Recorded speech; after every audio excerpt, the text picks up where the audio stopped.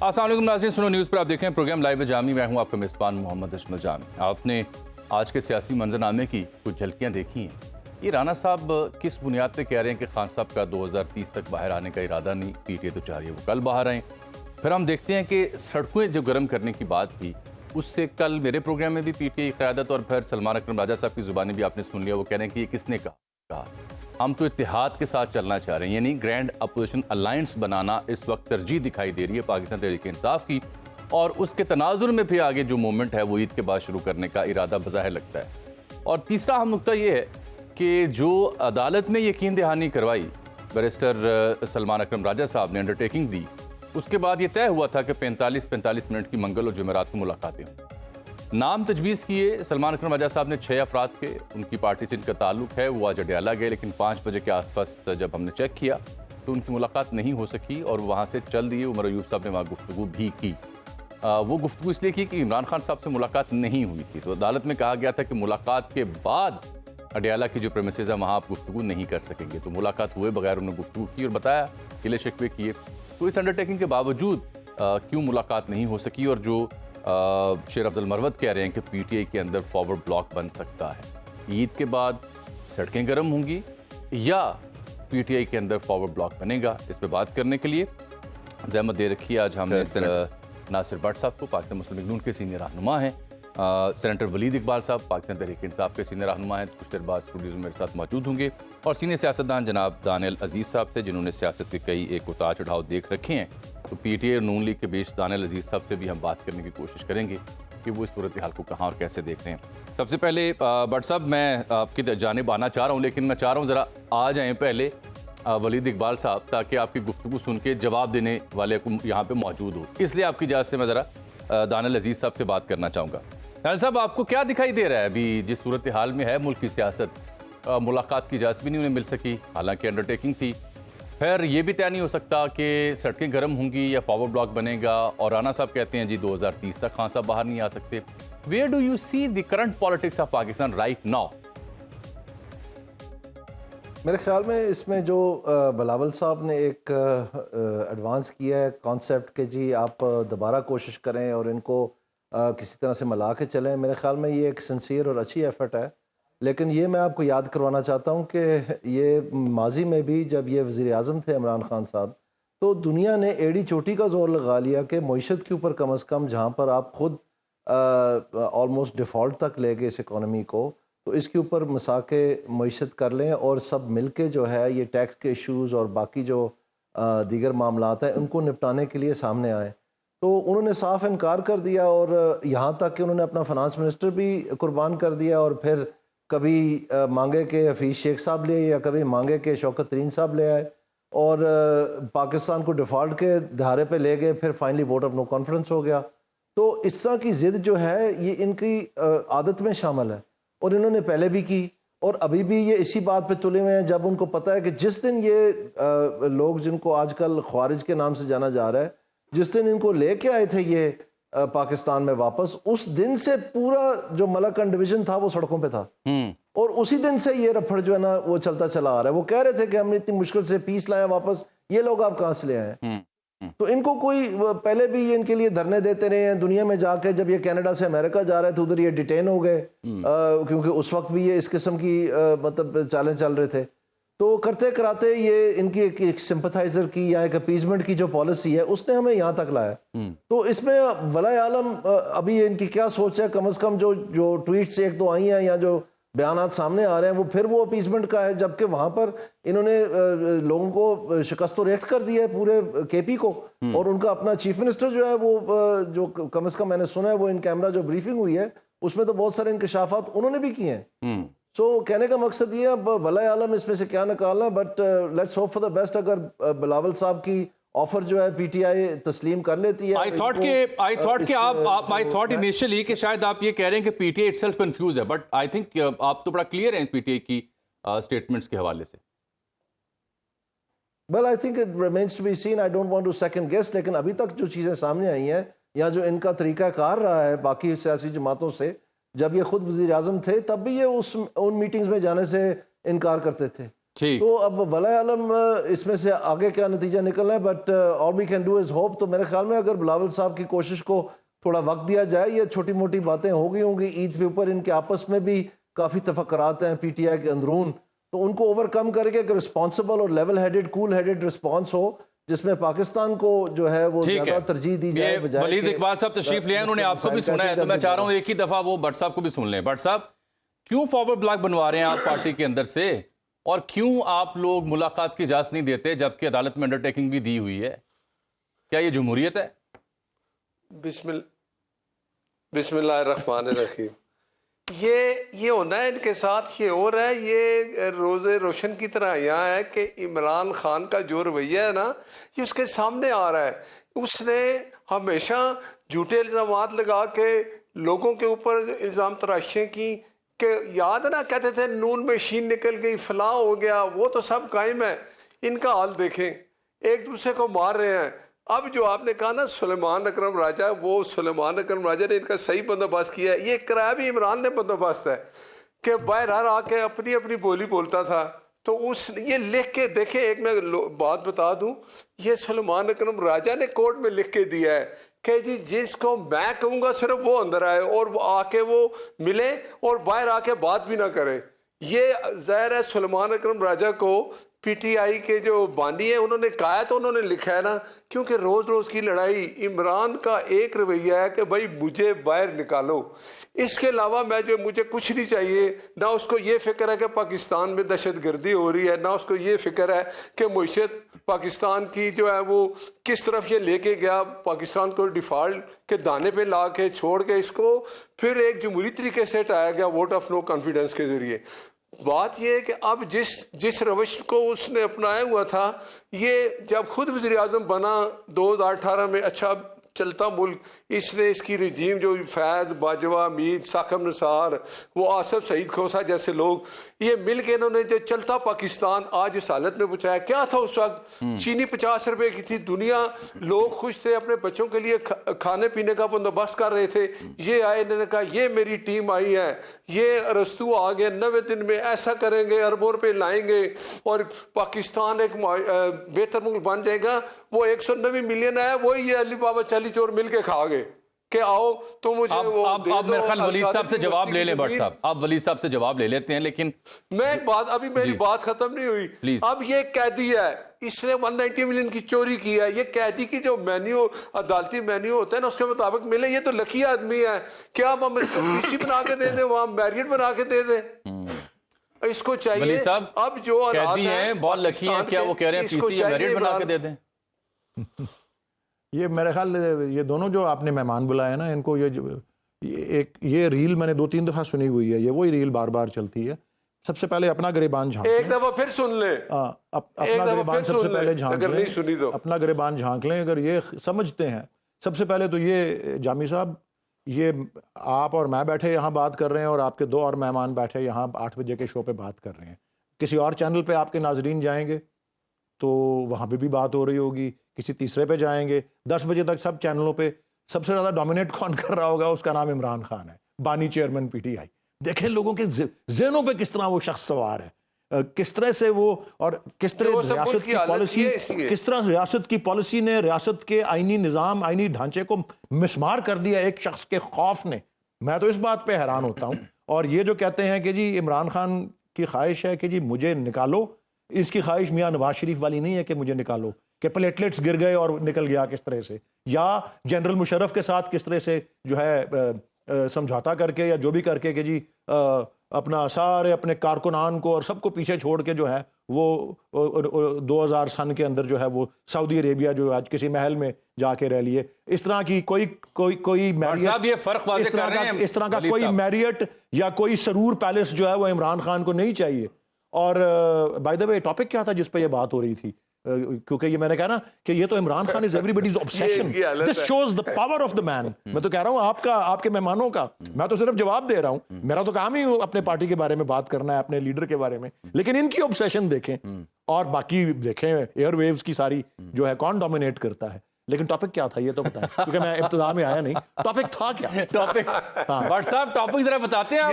آپ بتائیں نا ٹاپک، آپ نے شروع کیا ہے نا. ٹاپک کیا تھا جس پہ جی جی ٹاپک یہ، کیونکہ یہ تو ان کی ریلیں تو وہی چلتی ہیں نا کہ عمران خان نے یہ کیا، عمران خان نے وہ کیا.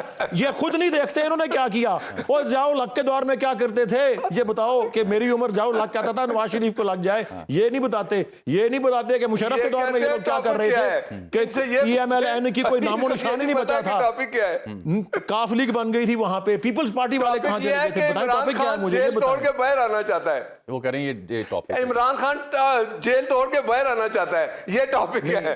اس پہ آپ بتائیں وہ کس طریقے سے جیل توڑے گا. نہیں یہ تو ٹاپک نہیں سیٹ کر رہے آپ ٹاپک سیٹ کرتے ہیں. ہم بات کر رہے تھے کہ ایک جانب پی ٹی آئی عید کے بعد سڑکیں گرم کرنے کی پلاننگ کر رہی ہے، اپوزیشن اتحاد سے رجوع کر رہی ہے، اور پھر انڈرٹیکنگ کے باوجود خان صاحب سے ڈالا ملاقات کیوں نہیں ہو سکی. ہاں یہ اگر ٹاپک ہے تو اس کا تو میں جواب دے دیتا ہوں جی. یہ پہلی مثال نہیں ہے. تو جس دن یہ فیصلہ آیا تھا میں اس دن آئی تھنک سما پہ تھا یا مے بی ARY پہ تھا.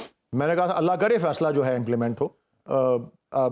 اللہ نے نہیں چاہا کہ فیصلہ امپلیمنٹ ہو، کیونکہ یہاں کون سے میں نے تو گنوائے ہیں کہاں آئین کی کتنی نافرمانیاں ہوئی ہیں پچھلے 2 سال 2.5 سال کے اندر.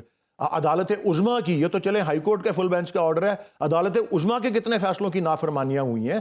جہاں پہ قانون کی حکمرانی اور آئین کی بالادستی نہیں ہوتی وہاں جنگل کا قانون ہوتا ہے. اور آج عمر ایوب صاحب نے جو آ کے بیان دیا ہے، جو لوگ جن لوگوں نے ان کو یہ جو اپنی چیف منسٹر جو جن کے بارے میں بڑا یہ پرائیڈ سے بات کرتے ہیں، یہ نہیں کنٹرول کر رہی جیل خانہ جات کو، یہ عمر ایوب نے باہر آ کے بیان دیا ہے کہ وہ ان کا حکم چل رہا ہے، عدالتوں کے حکم یا نہیں چل رہے. جب ایک ملک اپنے آئین پہ عمل درآمد نہیں کرتا نا تو پھر وہ جبر و استبداد اور افراتفری کا شکار ہوتا ہے. دیکھیں سینیٹر صاحب نے بڑا اہم سوال اٹھایا نا کہ عدالت کا جو حکم نامہ ہوتا ہے اس پہ عمل درآمد بنانا یہ تو حکومت کی ذمہ داری ہوتی ہے نا. اگر عدالت نے ایک حکم نامہ جاری کیا، دیکھیں ان سے پوچھیں 2018 میں جب آپ مسلط ہوئے تھے تو کس کا حکم نامہ چل رہا تھا؟ ان کو زیادہ تجربہ ہوگا.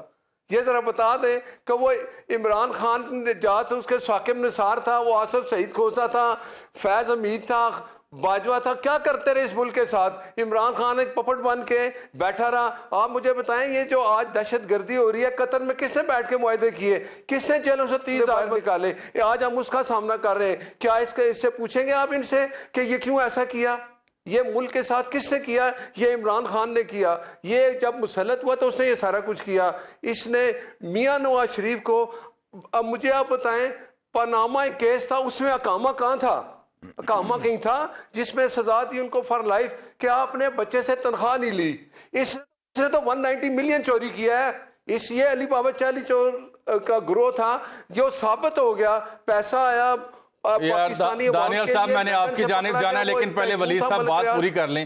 ولی صاحب وہ آپ کو کہہ رہے ہیں علی بابا 40 چور، آپ انہیں علی بابا 40 چور کہتے ہیں. کب تک اسی ہم نہیں جی میں سمجھتا ہوں کہ باوجود جو جس آئینی اور قانونی تنزل پہ یہ ڈسپینسیشن ہم کو لے کے آئی ہوئی ہے، اور یہ اس سے بڑی میں سمجھتا ہوں ذلت کی بات کوئی نہیں ہے کہ اپنے آپ کو جسٹیفائی اور لیجیٹیمائز کرنے کے لیے وہ مثال دیتے ہیں کہ 2018 وہ کہتے ہیں جی 2018 میں آپ کو میں بتاتا ہوں مسلط کس طرح کیا گیا آپ کے اوپر. مسلط اس طرح کیا گیا کہ جتنی سیٹیں ہمیں ملنی چاہیے تھیں اس کی وہ سیٹیں بلوچستان عوامی پارٹی اور MQM کو دلوائیں تاکہ ہم ویک ہوں اور کولیشن کے اندر جب چاہیں ہمارے کو برطرف کر دیا جا سکے. اس لیے ہم کہتے ہیں کہ یہ غلط ہوا ہے سارا کچھ. اور آپ اگر اسی کی مثال دینا چاہتے ہیں ولی صاحب اگر یہ بات درست ہے، ولی صاحب اگر یہ بات درست ہے، پارٹی ہے صاحب کے لیے غلطی کی نا جی، غلطی کی بالکل غلطی کی اور آن ریکارڈ عمران خان صاحب نے کہا الفاظ کیا تھے کہ جنرل باجوہ نے میری کمر میں چاقو مارا. یہی ہوا نا، اس لیے تو میں کہہ رہا ہوں. لیکن بہرحال جی نہیں، میں تو صرف کہہ رہا ہوں کہ پاکستان کی ساری آئینی قانونی سیاسی تاریخ کے اندر صرف ایک ہی مجرم ہے وہ عمران خان ہے، باقی سارے دودھ کے دھلے ہوئے ہیں. یہ بہت بڑے ہیرو ہیں، انہوں نے ساری دولت اپنی جو کمائی ہوئی ہے وہ $190 ملین چوری ہوئے ہیں. اگر پاؤنڈ تو یہ 190 ملین نئی یونیورسٹی پہ کون لگا رہا ہے؟ وہ تو کہیں پیسے وہ تو سپریم کورٹ کے پاس پڑے رہے ہیں. اور ہر اس بوسیدہ عدالتی جس کو تباہ و برباد کر دیا ہے، اس کے اندر سے بھی عمران خان سرخ روح ہو کے نکلیں گے. سرخ روح یہ ان کے بچے نہیں ہیں جو ہم بینک کرپشن فائل کر رہے ہیں، ٹیکس ڈیفالٹرز ہیں. اور یہ ہمیں کہتے ہیں نہیں، یہ ایک ہی مجرم ہے، ایک ہی شخص سب کے سر پہ سروں کے بھوت کا سوار ہے سب کے اوپر. یہ نظر آتا ہے مجھے تو. عمران خان کیا کاروبار کرتا ہے ذرا بتا دیں مجھے، ان سے پوچھیں جی کیا کاروبار کرتا ہے وہ؟ خان صاحب کے بارے میں پوچھنا کیا کاروبار؟ نہیں جی وہ کوئی کاروبار نہیں کرتا جی، میں تو کہہ رہا ہوں اور وہ اس بات پہ فخر کرتا ہے جی. اور آپ میاں نواز شریف جب پہلی دفعہ پرائم منسٹر بنے تھے، جب پہلی دفعہ پرائم منسٹر میاں نواز شریف بنے تھے، آپ کو پتا ہے کہ ان کو جب مبارکباد کو دینے گئے جنرل حمید گل، تو انہوں نے کہا کہ جی اب آپ ان کے والد صاحب کو میاں نواز شریف کے کہا کہ اب آپ کو اللہ تعالیٰ نے آپ کے بیٹے کو اتنا بڑا عہدہ دے دیا ہے، آپ اپنے آپ کو کاروبار سے الگ کر دیں. انہوں نے کہا نہیں جی کاروبار تو شروع ہی اب ہونا ہے. جب مہاتر محمد پرائم منسٹر بنا تھا ملیشیا کا، اس نے کہا تھا کہ اس کو جب انٹرویو کیا کہ آپ نے اپنے ملک کو ایشین ٹائیگر بنایا ہے. ولید اقبال صاحب، میں کہہ رہا ہوں جی جب مہاتر محمد پہلی دفعہ مہاتر محمد کو انٹرویو کیا گیا کہ آپ نے اپنے ملک کو ایشین ٹائیگر بنایا ہے، تو اس کی کیا وجہ ہے؟ اس نے کہا جی جب میں پہلی دفعہ پرائم منسٹر بنا، میرے پاس چوائس تھی یا میرا ملک ترقی کرے گا یا میرا خاندان ترقی کرے گا، اور میں نے اپنے ملک کے حق میں فیصلہ کیا. اس طرح ملک ترقی کرتے ہیں، اس طرح نہیں کرتے. میں کہہ رہا ہوں نا جی وزیر اعظم جو لوگ بنتے ہیں ان کو کاروبار نہیں کرنے چاہیے. عمران کیا کاروبار کرتا ہے؟ اس نے جو بنگالہ میں محل بنایا ہے وہ کیا کاروبار کرتا ہے؟ وہ لوگوں ایک آنے کا جواب دے سکتا ہے، آپ ایک آنے کا بھی جواب نہیں دے سکتے. آپ کے لیڈرز وہ ایک آنے کا جواب دے سکتا ہے. کدھر ایک آنے پورا منی ٹریل 20 سال پرانا منی ٹریل اس کی سابقہ اہلیہ جو ہے وہ لے کے آئی. 20 سال جمائمہ خان صاحبہ نے بھیجا، جمائمہ خان صاحبہ نے بھیجا تھا. ایک آنے کا حساب دیا ہے اس نے. ایک آنے کا. جمائمہ خان نے تو آپ یہ بات رکھیں، مجھے ایک آنے کا حساب یہ نہ ایون فیلڈ کا کوئی حساب دے سکا ہے، نہ سرے محل کا کوئی حساب دے سکا ہے، لیکن ایک آنے کا حساب عمران خان نے دیا ہے اپنا. یہ بنی گالا کا گھر کس کا ہے؟ عمران خان کا ہے جی. اور اس نے پورا منی ٹریل دیا ہے کہ انگلینڈ میں فلیٹ بیچا، اس کے پیسے آئے اور جتنی دیر وہ پیسے نہیں تھے اپنی بیوی سے پیسے لیے اور پھر واپس کیے. اس کو پورا ٹریل دیا ہے، سب کچھ موجود ہے ریکارڈ. کس کو واپس کیے؟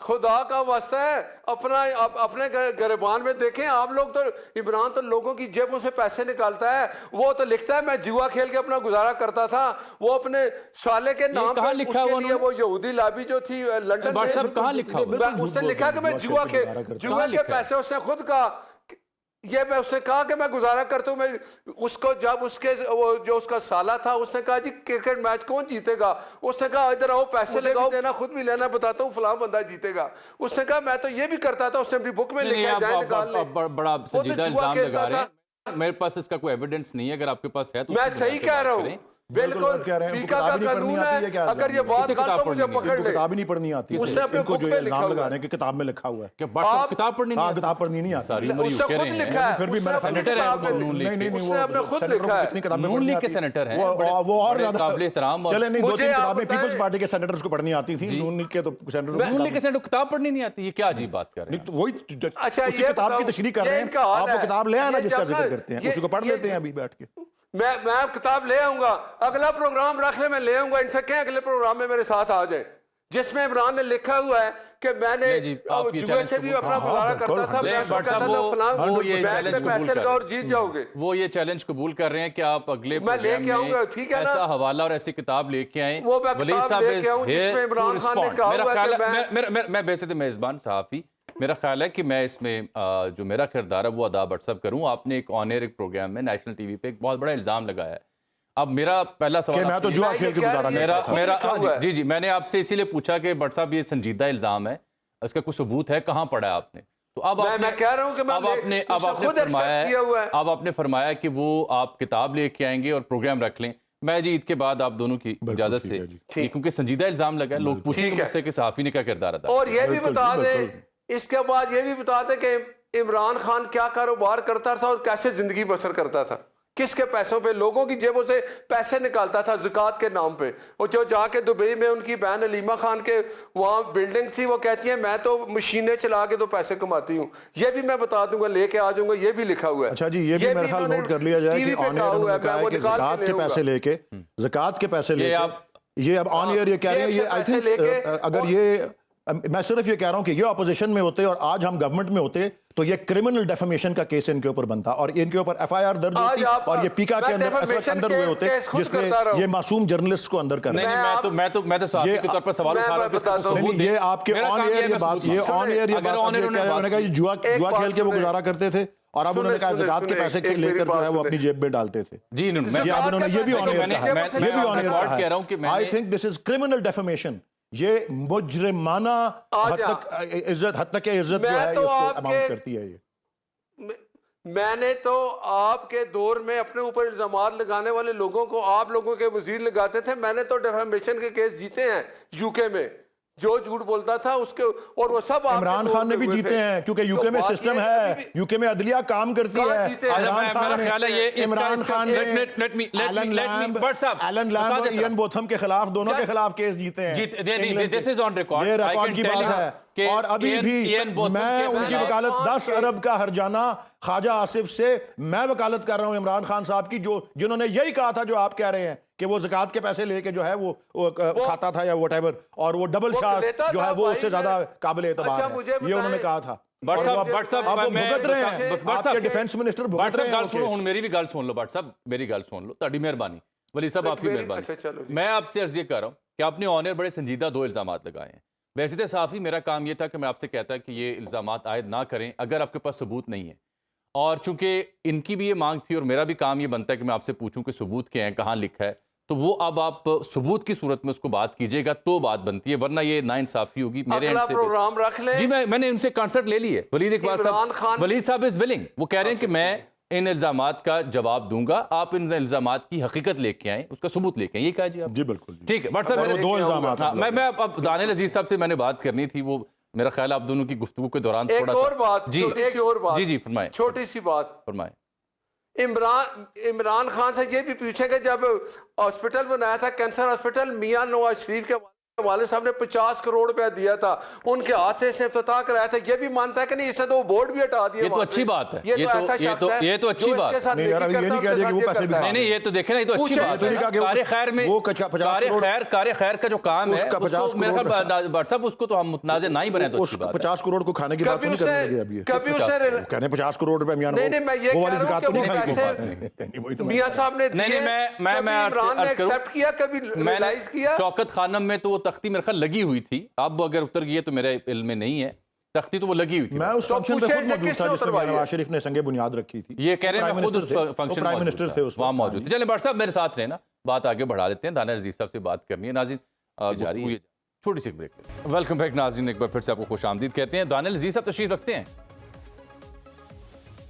جی دانیل صاحب میں نے کہا آپ کی باری اب آئی جائے بالآخر, کیونکہ پی ٹی آئی اور نون لیگ آپس میں مصروف تھی.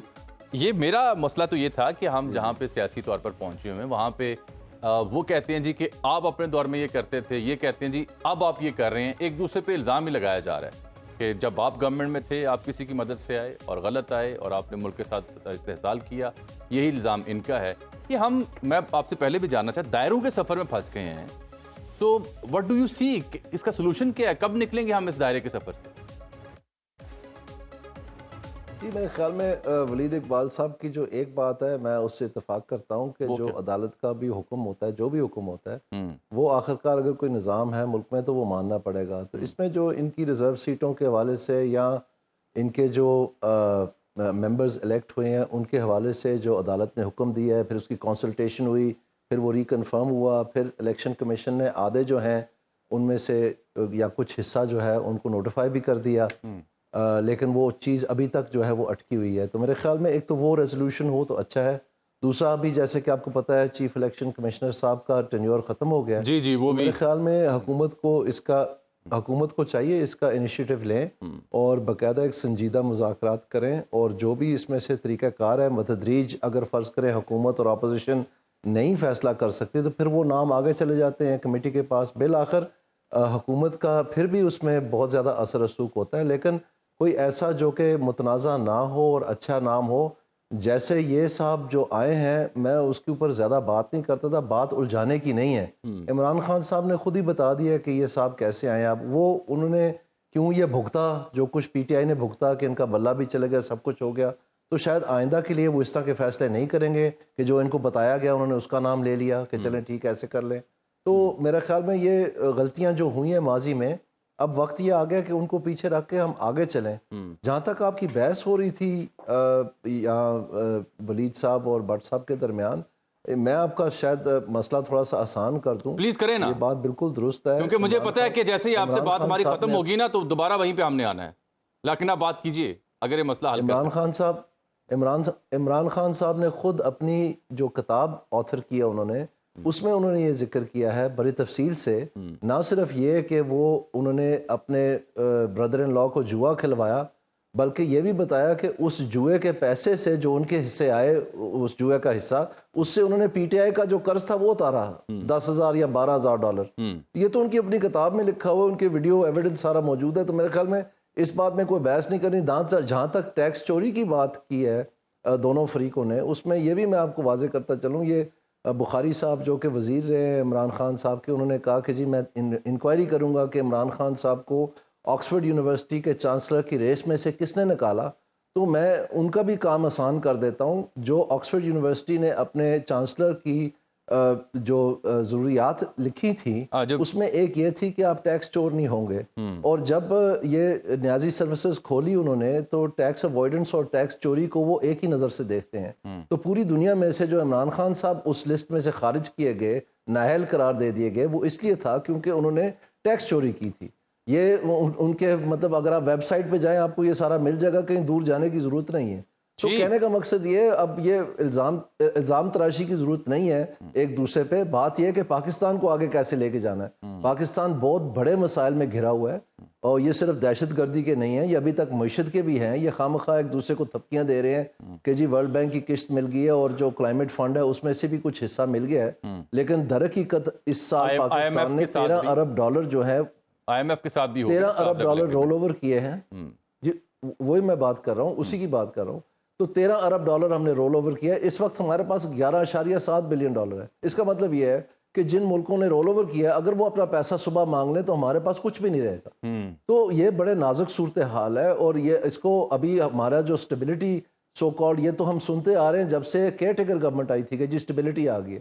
اب پرابلم یہ آ رہی ہے کہ اسٹیبلٹی گروتھ میں کنورٹ نہیں ہو رہی۔ اس میں اگین میں سمجھتا ہوں کہ جہاں تک پولیٹیکل پولرائزیشن پاکستان کی اس سے ڈیٹریکٹ کر رہی ہے، اس کو جس حد تک ہم حل کر سکیں، کیونکہ اگر ہمارے پاس گروتھ نہ آئی تو بٹ انفارچونیٹلی دانیال صاحب، انفارچونیٹلی وہ پولیٹیکل جو پولرائزیشن ہے اس کو فکس کرنے کے لیے تو آئی ڈونٹ سی کہ بوتھ پارٹیز آر ولنگ۔